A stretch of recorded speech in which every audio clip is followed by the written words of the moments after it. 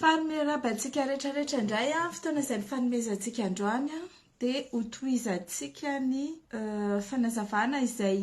hoentiko mikasika ny fanehoan-kevitry ny regroupement des cadres et intellectuels malgaches. Nataontsika omaly izany ny tapany voalohany dia ataoko androany ny tapany faharoa satria araka ny teneniko 19 page eo ilay izy 10 page nataontsika omaly dia hiditra eto amin'ny 11e antsika izao. Vakiko amin'ny teny frantsay ilay izy dia azavaiko amin'ny teny gasy sady mitondra ny fanazavana ihany. Ny antony anaovantsika an'izao moa dia hitantsika tsara fa be dia be ny malagasy liana amin'ny resaka nationalité ity ary mahakasika tanteraka raharaham-pirenena ilay izy dia tsara mba entina ny fanazavana ny saim-bahoaka rehetra satria misy ny fitoriana izay napetraka teny amin'ireo fitsarana ambaratonga mahefa izay mbola isy ihany koa ny toyany ary izay mikasika fitsarana izay no azavainy reto groupe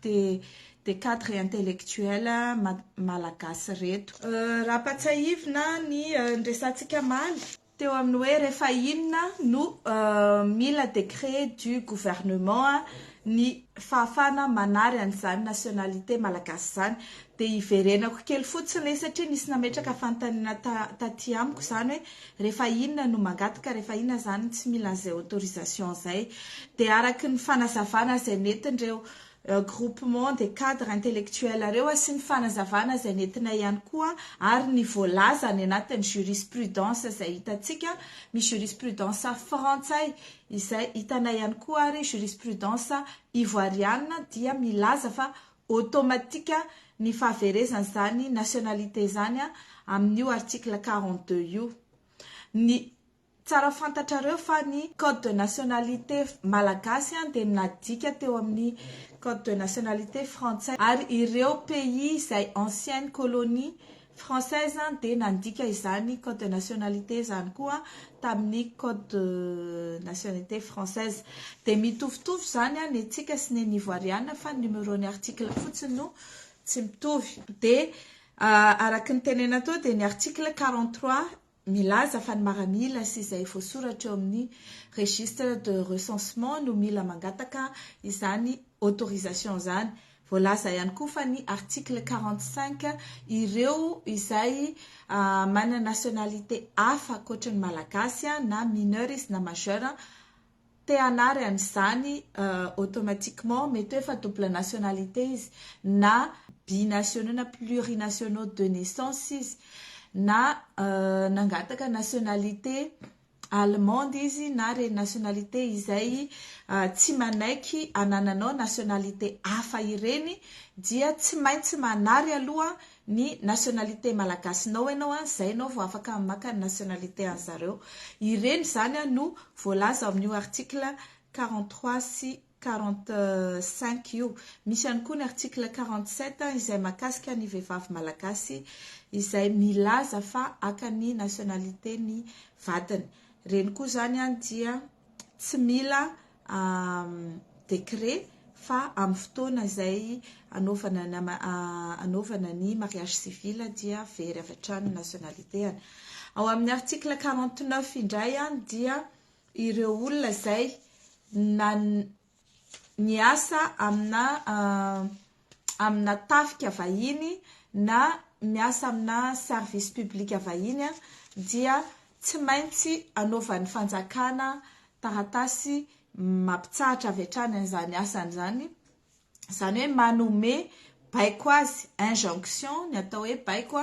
dia manome baiko azy anatsahatra avy hatrany an'izany asany izany raha tsy izay dia hoasorina aminy ny nationalité malagasy. Ary raha anao an'izay ny fanjakana dia eo amin'izay le miditra le article 53 milaza hoe lorsque le gouvernement entend prononcer la perte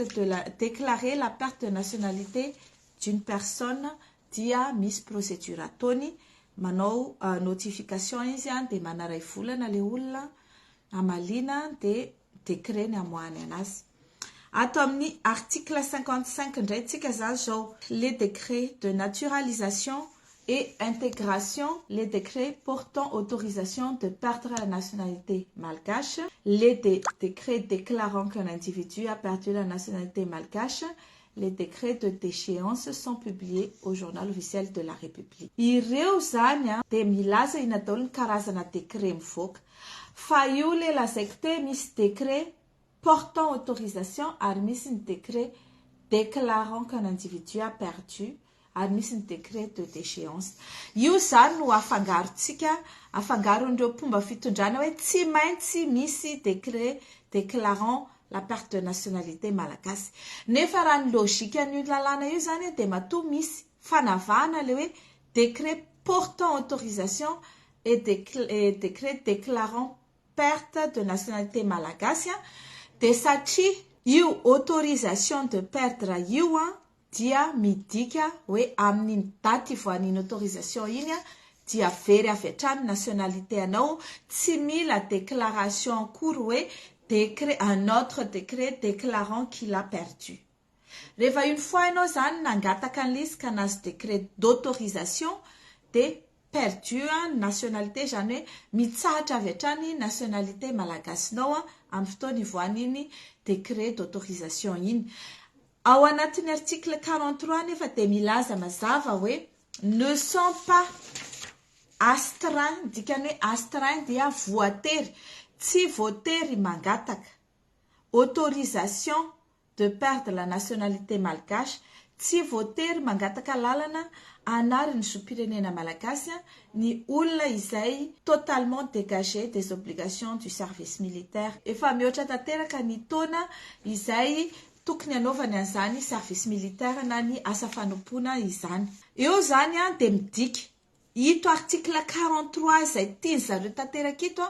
dia tiany insistevana hoe mila autorisation, mila autorisation, mila autorisation. Io nefa dia milaza hoe tsy mila autorisation, tsy mila autorisation, tsy mila autorisation. Rehefa tsy mila autorisation dia perte avy hatrany. Ohatra ny ato amin'ny article 43 hoe amin'ny fotoana anaovana ny célébration du mariage dia eo ny manomboka ny perte de nationalité malagasy. Toizako ihany amin'ny fanazavana-jareo amin'ny GICC. Le fait que les dispositions de cet article 55 figurent au sein du titre 4 des conditions et de la forme des actes relatifs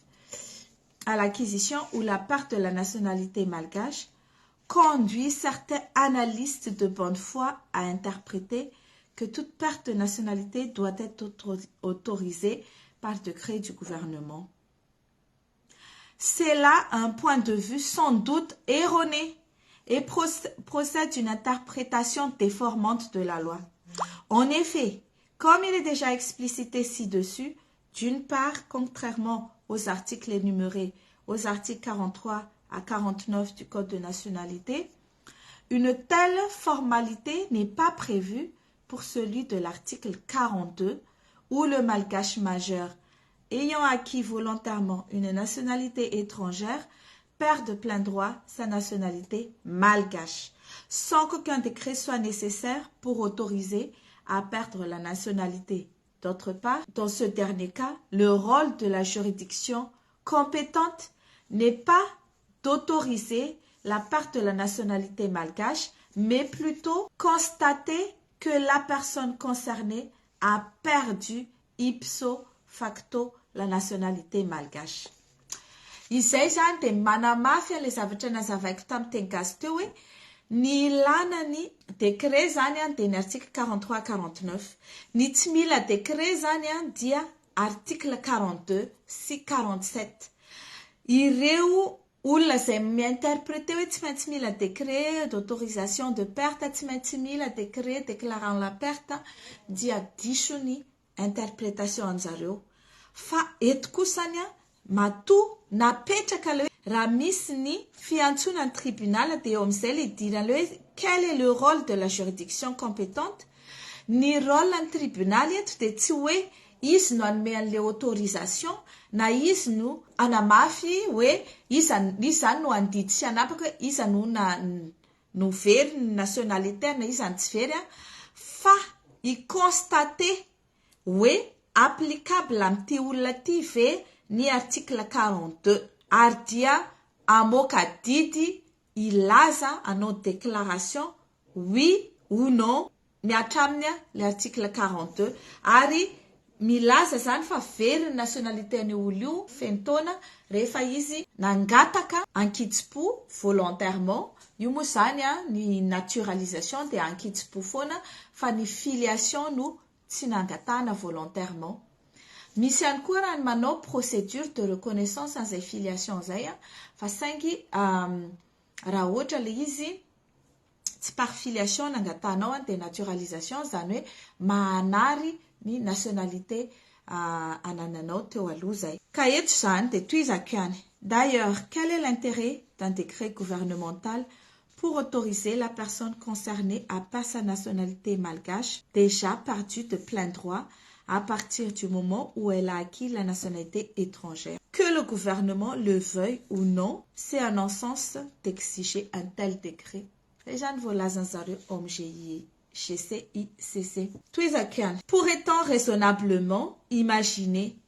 que le président de la République, se trouvant dans le cadre de l'article 42, a plus forte raison s'il est candidat à sa propre succession, prendre un décret pour autoriser qu'il perde sa nationalité malgache? Tena hoe mieritreritra ve zany zareo satria hoe aba mila décret dia mba mieritreritra ve zareo nandray maraina hoe io gouvernement zay tary Andrajoelina io zany hamoaka décret ilaza hoe omena lalana Andriamatoa Andrajoelina anary nationalité any. Tsisy mihitsy zany. Déjà aloha zavatra voalazany lalàna mazava rany laviny zareo tsy ampiarany maika fa izy ny andehanao an'izany et en plus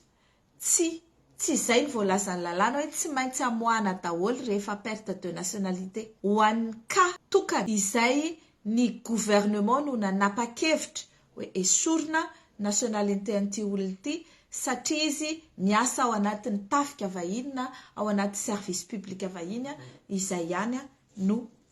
amoahana décret de perte de nationalité. Ainsi, contrairement aux assertions fallacieuses de ces flatteurs patentés, Andry Rajoelina a acquis la nationalité française, non pas par filiation tel qu'il est défendu maladroitement dans les médias par Madame la Latine Rakotondrazafy, mais bien par décret numéro 046 par 881 du 9 novembre 2014 portant acquisition de la nationalité française de Rajoelina Andry, publié dans le journal officiel de la République française du 21 novembre 2014. Puis à Tikayan, donc le décret est un décret de naturalisation, ce qui suppose qu'il a fait une demande de naturalisation. Peu importe s'il y avait ou non une récompense diplomatique comme il a été allégué à la télévision par Madame Rina Rakotmang. Même si elle n'est pas soumise à l'autorisation par décret du gouvernement, la perte de nationalité malgache de Rina Rajoelina est-elle automatique? Devait-elle être actée officiellement? Selon l'affirmation prêtée à M. Randzev, Maître Randzev, dans un document diffusé sur les réseaux sociaux, l'acquisition d'une nationalité étrangère n'entraîne pas immédiatement la perte effective de la nationalité malgache. Amaliani filazany Maître Randzev indray zany izy amin'io hoe izay nilaza hoe tsy effective ahony ny perte de nationalité étrangère fa mila formellement constaté par une autorité. Iza zany no nilazan'izay ao anatin'ny texte no foronina zay zavatra satria tsy voalaza ny texte dia mamaly ihany zareo amin'ny GCICC. Comme il est écrit ci-dessus, la formalisation de la perte de la nationalité malgache est réglée par les articles 66 à 69 du premier chapitre sur la compétence des tribunaux judiciaires ainsi que 70 à 78 du chapitre 2 consacré à la procédure devant les tribunaux judiciaires du titre 4 sur le contentieux de la nationalité du Code de nationalité malgache. Donc, en tant que de besoin pour un usage déterminé, un acte officiel pourrait être nécessaire pour faire valoir et servir ce que de droit, en particulier pour servir de preuve d'une prétention ou une allégation auprès d'une entité publique ou privée. Ainsi, il appartient au procureur de la République compétent ou à quiconque prévu par la loi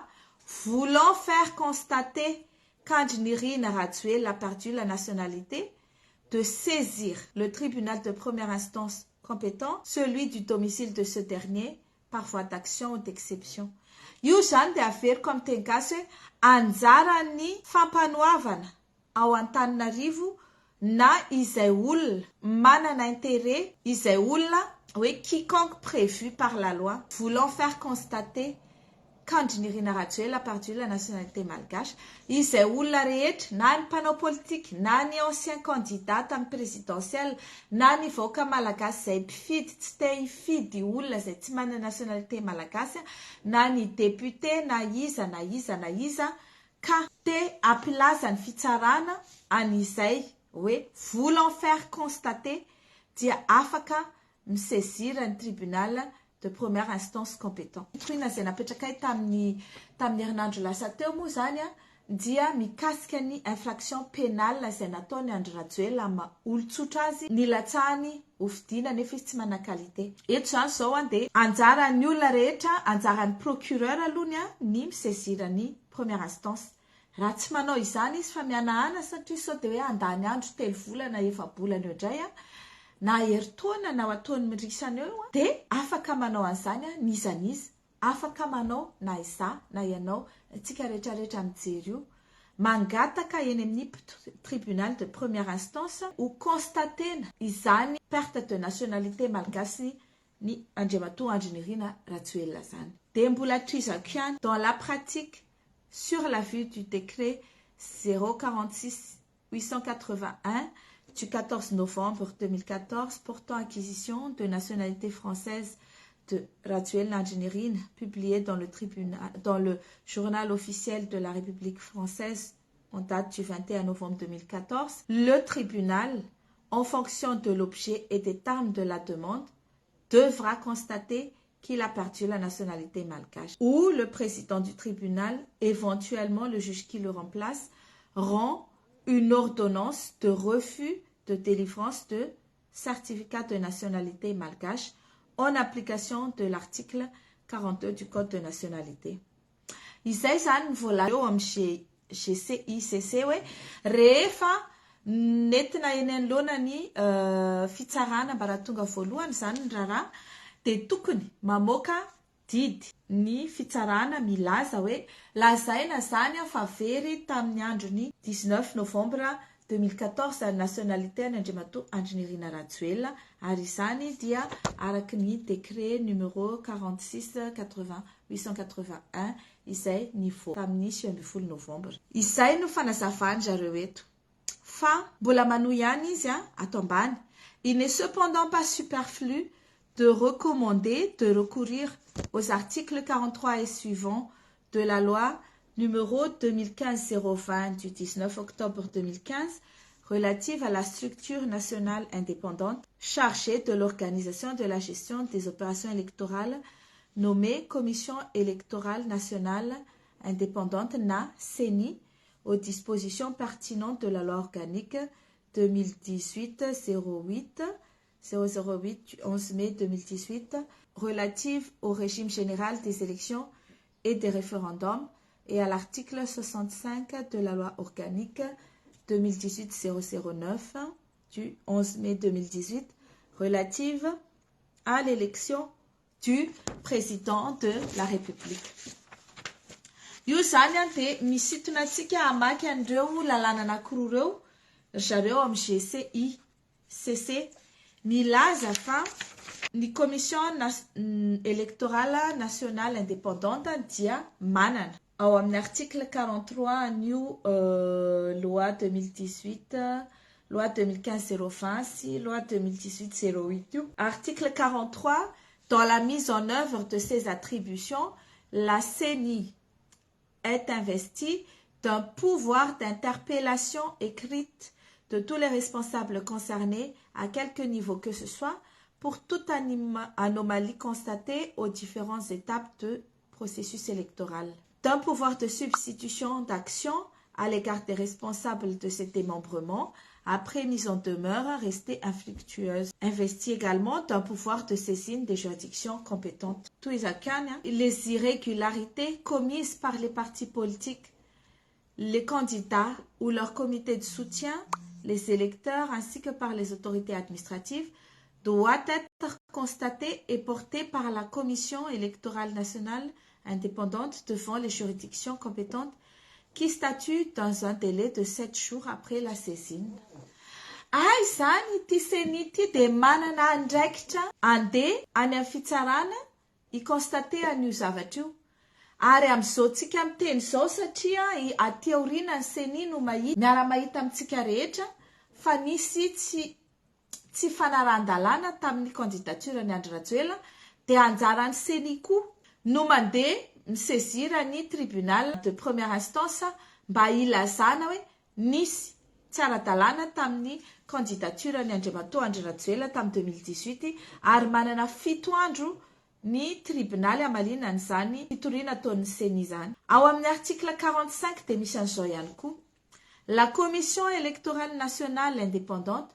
peut être saisie par tout électeur pour des infractions commises par un candidat ou une liste de candidats ou par les membres du bureau de vote ou par toute autre personne pendant les opérations électorales et sur les travaux concernant les listes électorales et ce exclusivement dans le bureau de vote auprès duquel le réclamant est inscrit et à voter. Izany raha ohatra ka hoe tsy manao an'izay ny seni, tsy anao an'izay tenany izy, ity koa zany dia milaza ny lalàna fa ny olon-tsotra tout électeur peut saisir la CENI pour les infractions commises par un candidat. Izany hoe eto zany tsika dia afaka manao saisine ny CENI ihany koa mba i-dénoncer an'io satria modin'ny CENI fana dia vitatsika eo moa ity CENI izay napetraka Andry Rajoelina ity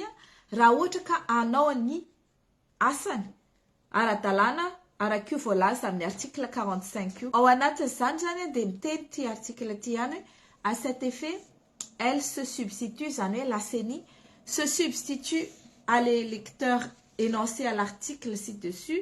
et procède par tout moyen approprié dans les plus brefs délais à la saisine des juridictions compétentes et les procédures afférentes aux infractions en matière électorale. Miantso CENI zany tsika eto anao ny asany mampime ihany CENI izay napetraka Andry Rajoelina no antsotsika andeha angataka zany eny amin'ny fitsarana ilazana fa invalide koa ny filatsako vidina ny Andriamatoa Andry Rajoelina. Article 45, 46, 47 izay le mivakiko teo zay dia voalaza koa ato fa la commission électorale nationale peut être également saisie par tout observateur électoral concernant les infractions commises dans les bureaux de vote pour lesquels est mandaté. Indray zany resaka ino moa ty infraction amina bureau de vote fa ity zany amin'le resaka hoe processus opération électorale dia olon-tsotra ny afaka manao an'izay.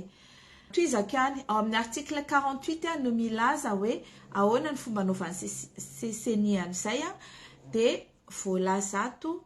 la CENI est habilitée à présenter devant les juridictions compétentes soit une lettre de dénonciation déposée au parquet, soit une requête en contestation, soit une requête en répression, soit une requête contentieuse des élections. Au article 65 de la loi organique 2018-009 portant élection du président de la République,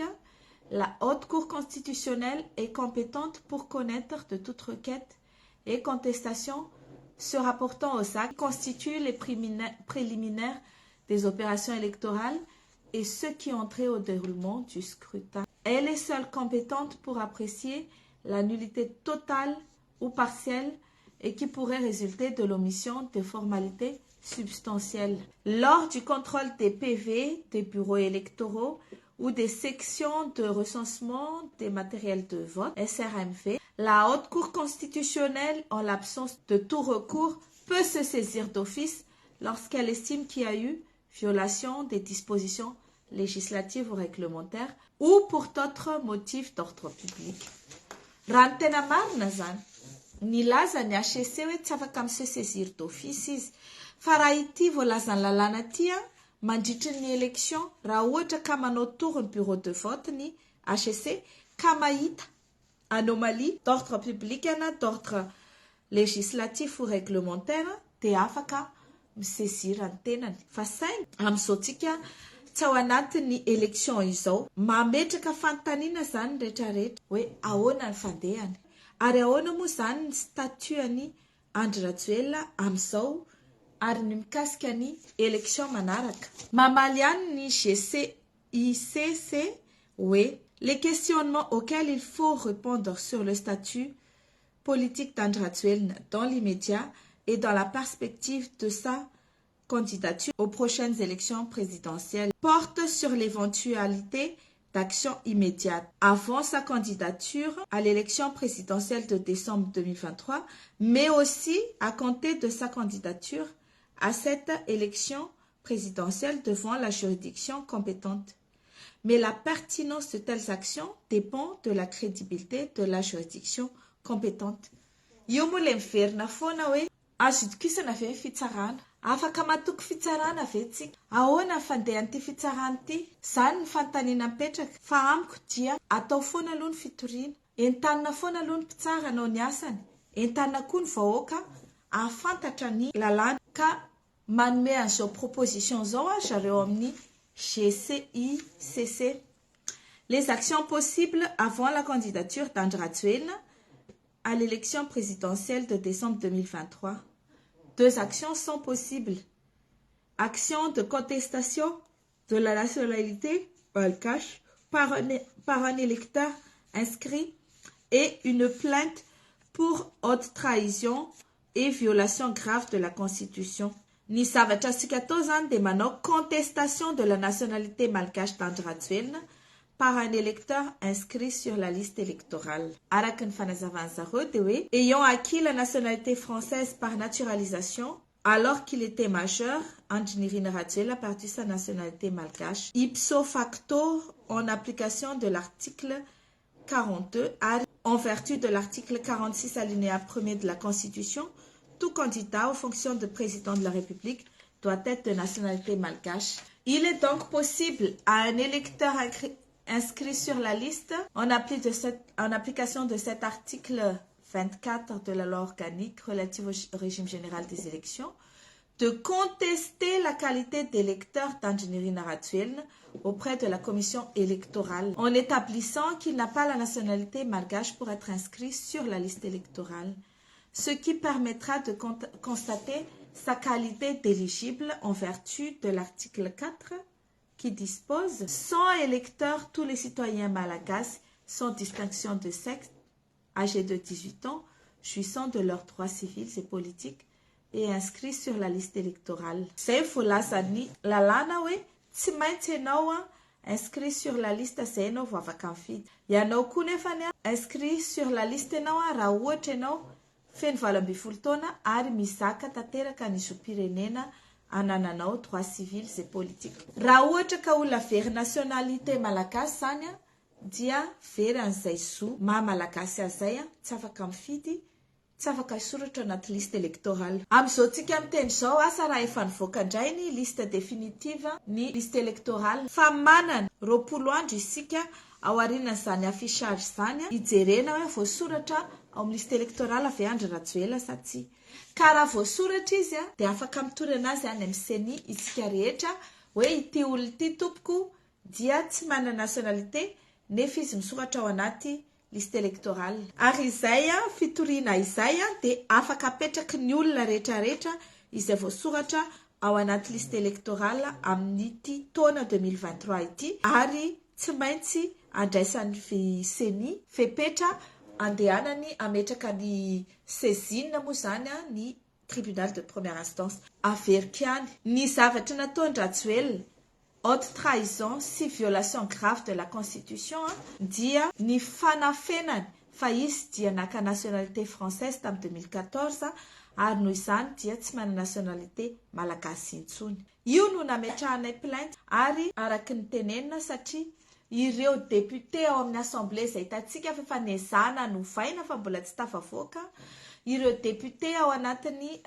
bureau permanent dia nezana ireo député pomba fitondrana ao asorina kanefa tsy voalan'ny zareo. Nefa raha ireo député ireo no andrasana hoe ireo ny andehanao motion de destitution dia mety hiandra mandripatonga ny deuxième mandat vita andrajoela etsika. Zay vao vita zany fitoriana zany, zay vao vita zany motion de destitution zany. Ka ny proposition faharoa izay omeny GCICC dia hoe une action de contestation de la nationalité d'Andry Rajoelina peut être déposée à compter de sa candidature à l'élection présidentielle. Tia tenenina zany dia hoe rehefa mandeha eo zany raha ohatra ka mbola miansista ihany zany ty fitondrana ty tsy manana fahendrena ametra-pielana amin'ny alalan'ny tenany dia amin'ny fotoana izay ametrahany candidature atsoatsy raha mbola mainteneva zareo ihany ny élection dia afaka manao an'izay action de contestation de la nationalité de Andry Rajoelina izay ny olona rehetra izay voasoratra ao anatin'ny liste électorale dia apetraka eny amin'ny CENI zany fitoriana zany dia anjaran'ny CENI no saisirandray ny fitsarana. Zay ny zavatra voalazany zareo amin'ny GCICC. Mbola lava izy, mbola misy 3 page izay ho toizantsika eto raha vita, fa raha ohatra ka tsy vita dia toizantsika rapitsondray fa efa 20 minitra moa zany nataontsika. Izaho manokana tsy tia hanao vidéo lava be fa manjary sahirana ny any Madagasikara amin'ny connexion, fa mbola misy 3 page eto amin'ny article tsy article amin'ny page 16 atsika zany zao dia ho tohizantsika rapitso izay satria tiako atao mitokana mihitsy ny ty mikasika ny crédibilité de la juridiction compétente, zany hoe mikasika ny fahatokisantsika ny fitsarana, mikasika ny fitsarana no atao ka dia anokanantsika andro manokana mihitsy io ho ataontsika rapitso izay zany fa mametraka mandra-piona ho antsika androany aloha misy ho visavisaintsika ny androany izay hoe iza daholo ny afaka mametraka plainte, iza no afaka ametrahana an'izany plainte zany, iza ary amin'ny fotoana takin'inona no tokony ametrahana an'izany. Misy ny eny anivon'ny fitsarana, misy ny eny anivon'ny CENI, misy ny eny anivon'ny cour électorale. Dia misaotra indrindra antsika rehetra izay nanaraka fa rapitsondray zany toizantsika ny tapany fahatelo amin'ity fanazavana ity ary dia tsy hay ny tsy hisaotra ireo olona izay tsy mitonona anarana, tsisy fantatra akory hoe iza ireo olona ao anatin'izany groupement des cadres et intellectuels malgache zany fa dia hisoratsika ny tolo-kevitra, ny fanehoan-kevitra izay nataony ary dia manome fotoana antsika rapitsondray. Mandram-piona tompoko.